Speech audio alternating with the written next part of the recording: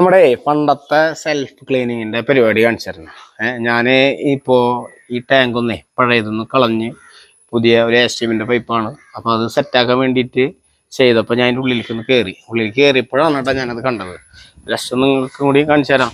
ഇപ്പോൾ ഇതിൻ്റെ ഇതാണ് വാഷ് ഔട്ട്, ഇത് ഇന്ന് കയറണത് അല്ല ഔട്ട് ഇറങ്ങണത്.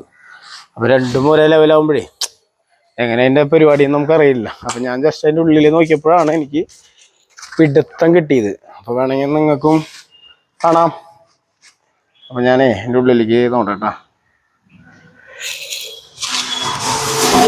ഉള്ളിൽ കിടക്കണ്ട, അത്യാവശ്യം ഒരു കണ്ടോന്ന് അറിയില്ല, ഒരു 4 ഇഞ്ച് ഇങ്ങോട്ട് പൊന്തിയിട്ടാണ് തേങ്ങ ആ ഭാഗങ്ങൾ നിൽക്കണത്.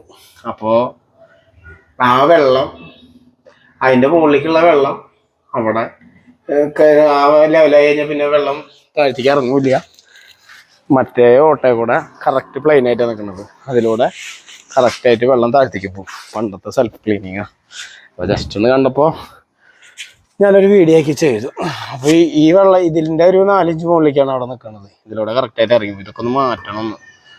അപ്പോൾ ഓക്കെ, ശരി.